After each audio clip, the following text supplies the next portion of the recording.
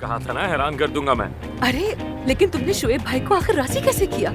असल में तो मुझे हैरत इस बात की है। हाँ एतबार किया, बस अब देख लो तुम सुकून से सो रहे हैं।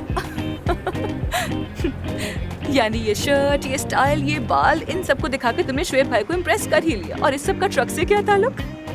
यही मेरा स्टाइल है, अब मैं क्या कर सकता हूँ। अब क्या ट्रक चला रहा हूँ तो क्या अपनी आईडी ही बदल दूँ? हाँ सुन, आज मैं बहुत डर गया था, लगा था कि वो लोग तुम्हें नुकसान पहुंचा देंगे।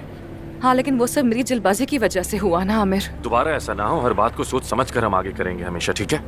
आमिर दोबारा ऐसा होगा या नहीं ये तो नहीं मालूम, पर मैं समझती हूँ आमिर, तुम परवीन साहिबा की मदद करना चाह रहे थे, लेकिन उन्होंने मुझे बुरी तरह से हिला कर रख दिया है। मैं उनसे बहुत नाराज हूँ, वाकई में बहुत ज्यादा नाराज हूँ। देखो उनका सिर्फ एक ही मकसद था कि तुम तक पहुंचना, तुम्हें देखना। मौका मिला, कोशिश भी की उन्होंने, लेकिन कामयाब नहीं हो सकी।